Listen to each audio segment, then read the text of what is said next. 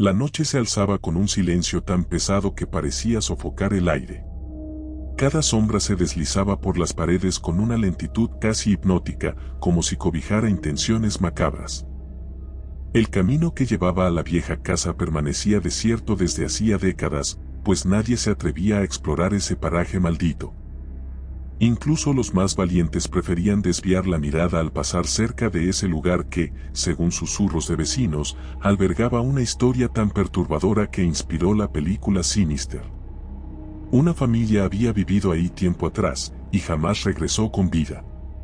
Las noticias se difundieron de forma imprecisa, con versiones confusas que únicamente apuntaban a que algo oscuro habitaba en esos muros. La puerta principal, que crujía con un gemido lastimero cada vez que se movía un poco el aire, evocaba la desesperación de quienes la atravesaron sin imaginar la pesadilla que se desataría después. Un hombre, impulsado por su obsesión con lo paranormal, quiso investigar el origen real de aquellos rumores. Decidió adentrarse justo en la madrugada, cuando, según se contaba, las presencias más funestas se tornan más activas.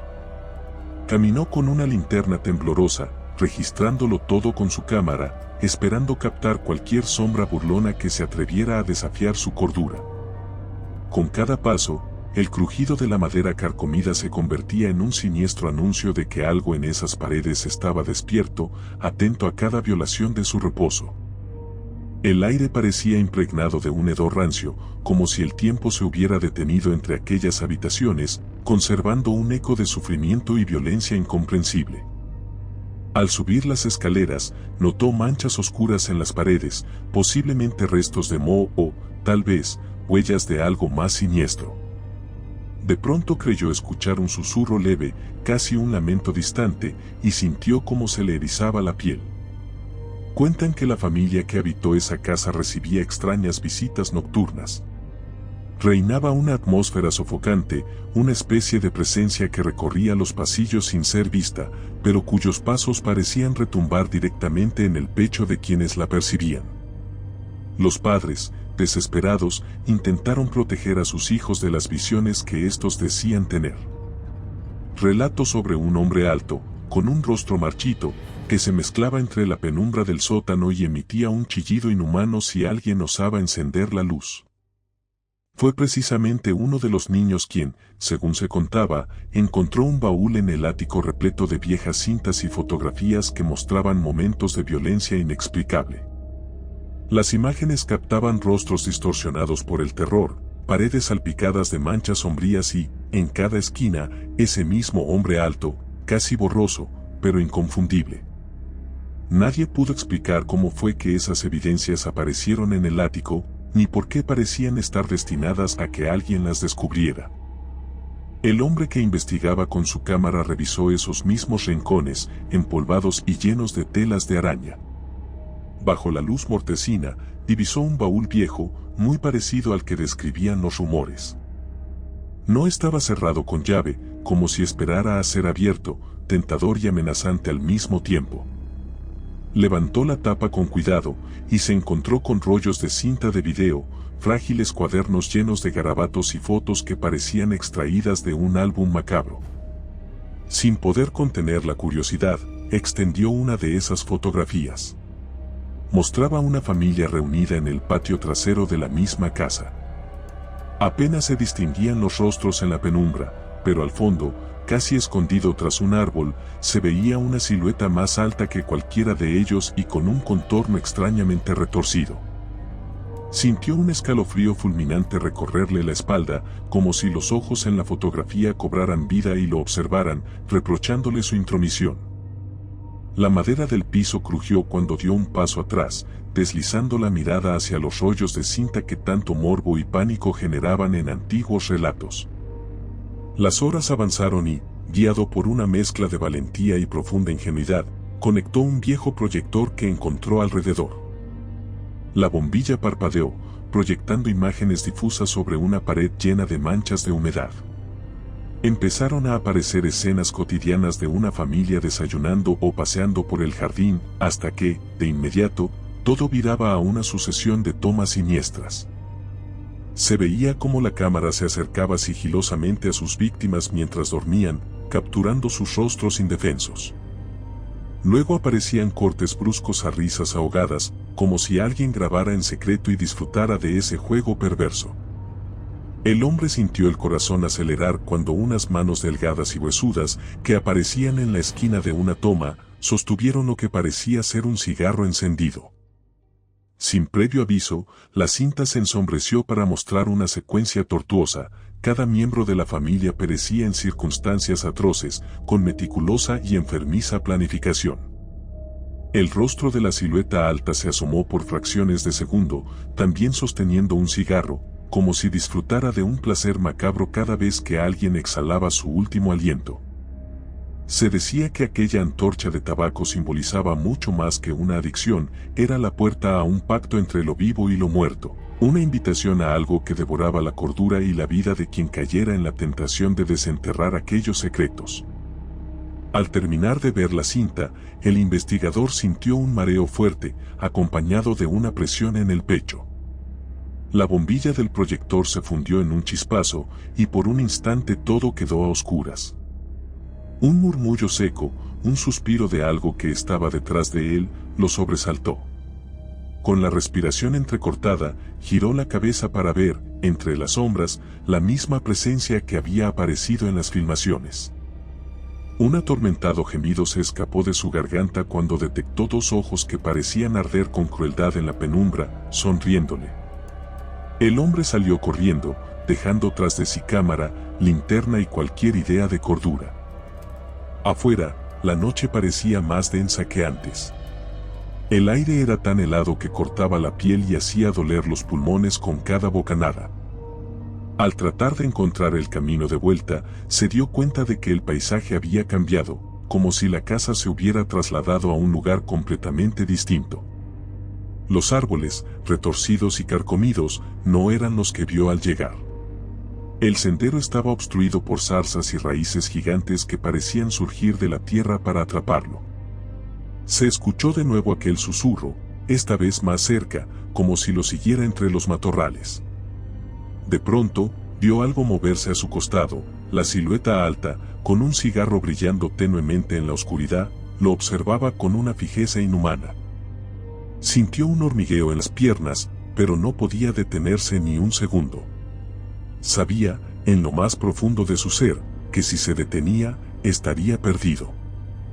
Corriendo sin mirar atrás, la mente le repetía las escenas de las cintas, los rostros agonizantes, esas risas malditas y esa energía malsana que parecía surgir de cada sombra de la casa.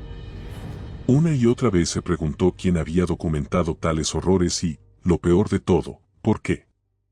Mientras avanzaba a trompicones, tropezó y rodó varios metros por un barranco, golpeándose con ramas y rocas que lo dejaron aturdido. Se levantó, mareado, con la ropa rasgada y la sangre deslizándose por su frente. Alzó la vista y, en lo alto del barranco, distinguió de nuevo a la figura observándolo fijamente. Aunque no podía ver sus rasgos con claridad, percibía detrás de aquel rostro una malevolencia tan poderosa que era capaz de noquear cualquier atisbo de esperanza. De pronto, un estallido de carcajadas estalló en la quietud de la noche, pero no se trataba de risas humanas, eran más bien como un murmullo burlón y gutural que retumbaba en sus oídos, recordándole el terror de la cinta. En su huida desesperada, se topó con la carretera principal que serpenteaba hacia el pueblo más cercano. Creyó que, por fin, se había librado de la maldición que habitaba en esa casa. Sin embargo, al llegar a una gasolinera abandonada, notó que no había luz, ni señales de vida, tan solo un oxidado dispensador de gasolina y la puerta del local forzada. Con la esperanza de encontrar un teléfono o un refugio, empujó la puerta y entró. El interior estaba en penumbras, con estanterías vacías, repletas de polvo. Había papeles arrugados en el suelo y un hedor inconfundible, una mezcla de humo rancio y podredumbre.